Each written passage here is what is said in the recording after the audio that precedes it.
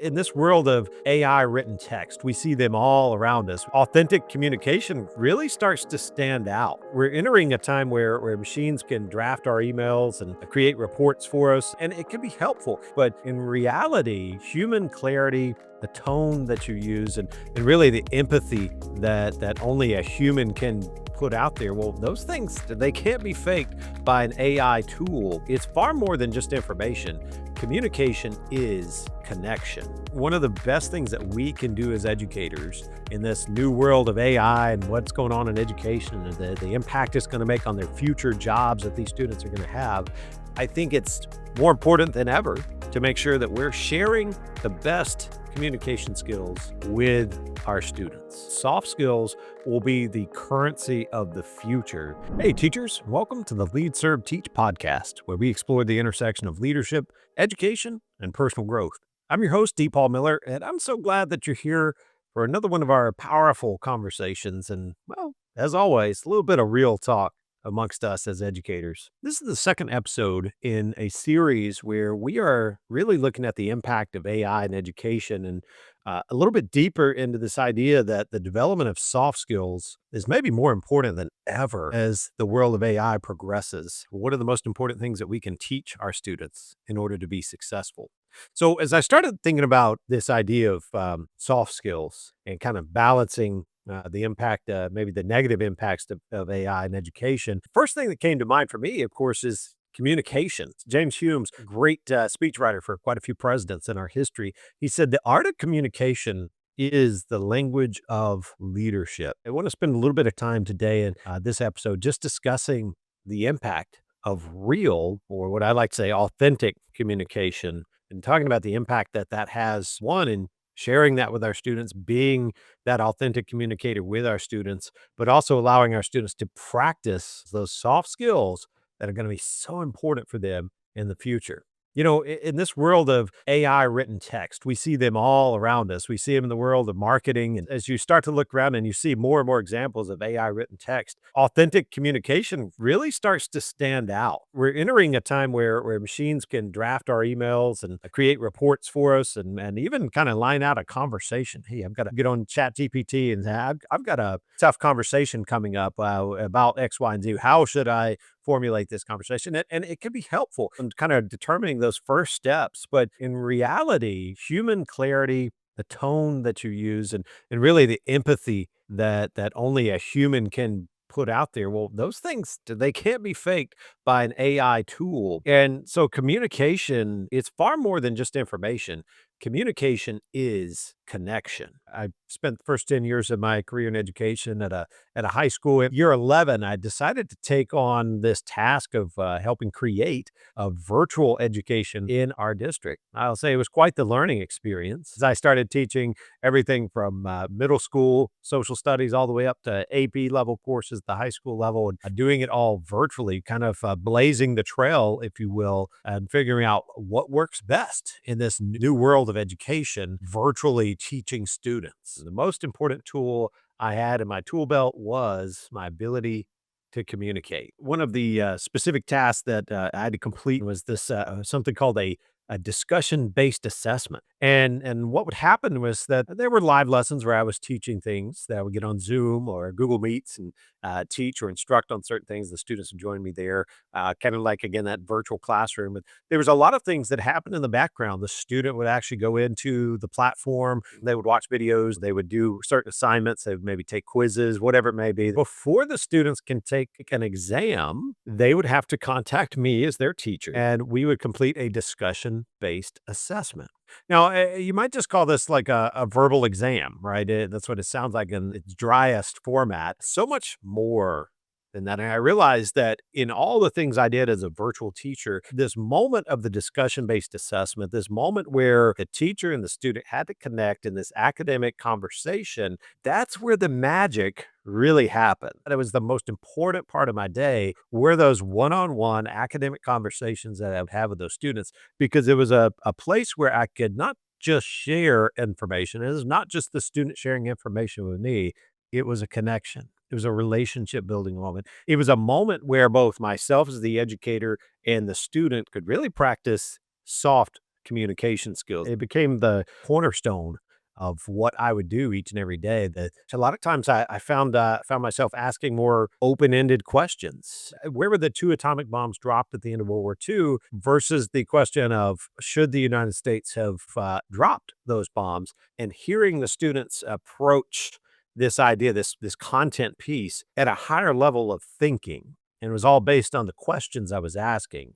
And again, that's why I say high level communications, it's not just a, hey, here's information, you spit information back at me, and we move on. No, there needs to be this connection. And oftentimes we can get to those connecting points with their students by asking the right questions. Sometimes the students would give me responses to questions that maybe allowed me to see, oh, they didn't quite master this skill that I want them to know. And maybe I need to stop them before they take that exam. Why don't you meet me on Zoom tomorrow? We're going to go back and review X, Y, and Z before you take that exam. It was a great way to ensure mastery based learning was happening. Let's be honest, it was also a way for me to determine had the student cheated on something. Was there an academic integrity issue? Was there plagiarism going on? Because if the student had perfect answers on all their assessments and quizzes and other things that I was grading, but then we come to this discussion where I'm asking questions and truly asking kind of like their opinion, asking for them to evaluate. If they couldn't answer those questions, then there were other questions that I had regarding the integrity of their work and what was going on. It was amazing how authentic communication in this world of virtual education, kind of, if I was in the English classroom, for example, I might give them a prompt and have them write their essay right then and there, and just tell me their thinking, tell me their opinions, what's in their brain, what are they feeling, and have them write this essay in class.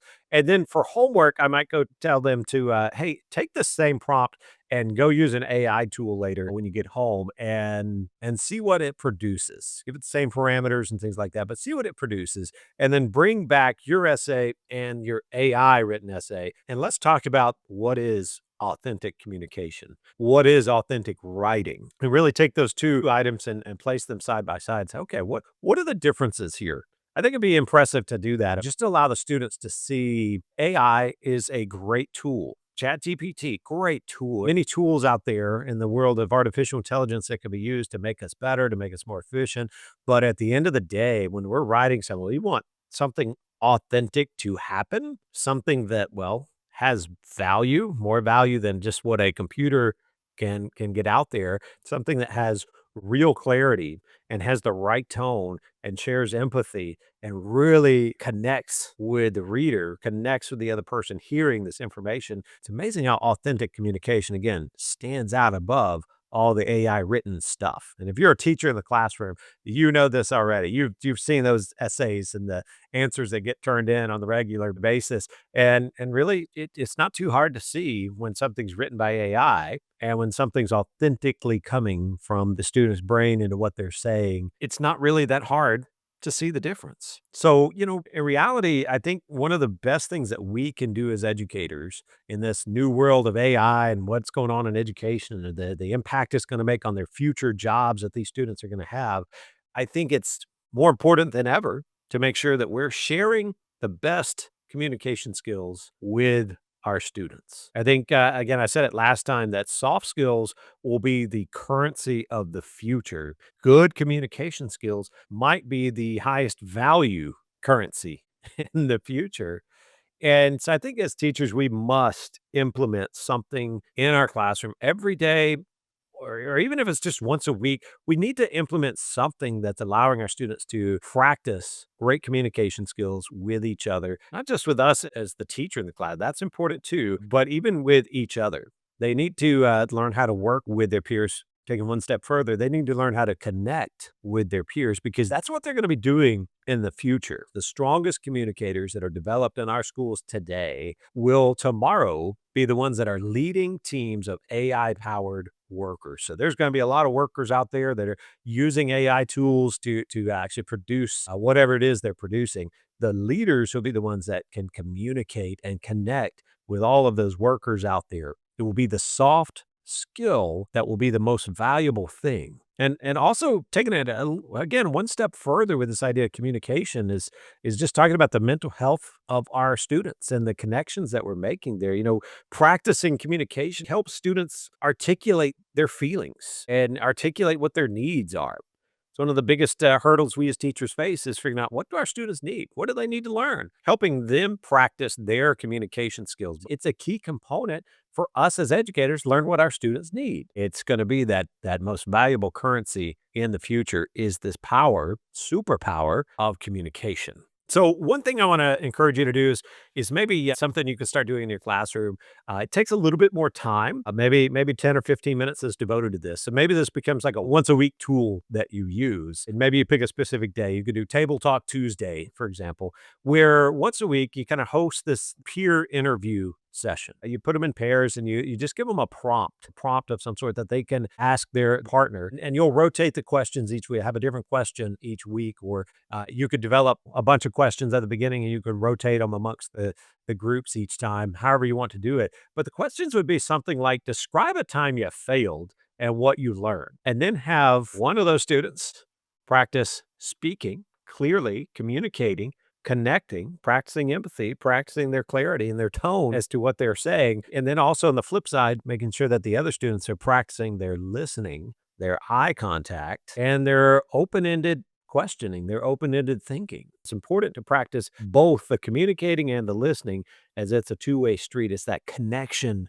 that happens when those two things are aligned. It's amazing what happens. We need to make sure that we are planning, actively and intentionally planning those moments into our day, into our educational plan each and every day. I think when we start doing that, again, we're going to start creating strong communicators.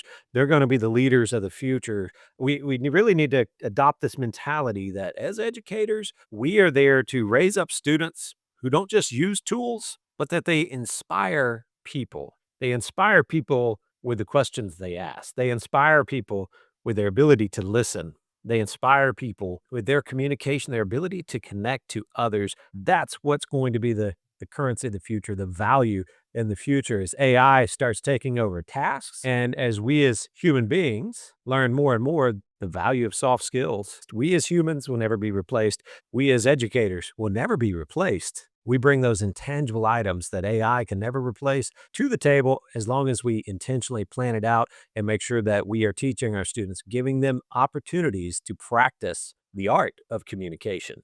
So if you liked what you heard today, please subscribe to the podcast and make sure that you're sharing this with your other educator friends out there. You can go a little bit deeper if you want to. You can go to my website, heyteachersdon'tquit.com, and pick up my book, Hey Teachers Don't Quit. It's a great tool to use in your classroom. It has a lot of examples and things that you can do, calls to action in your classroom. And I want you to go there and share that with anybody at your school. If you want me to come to your school and speak, it'd be awesome. I'd love the opportunity to come in and share a little bit more on these soft skills and the tangible tools that I love to give teachers every single time I talk to them, whether it's here on this podcast or if it's through my books or if it's in person at your school. I want to be there to serve you.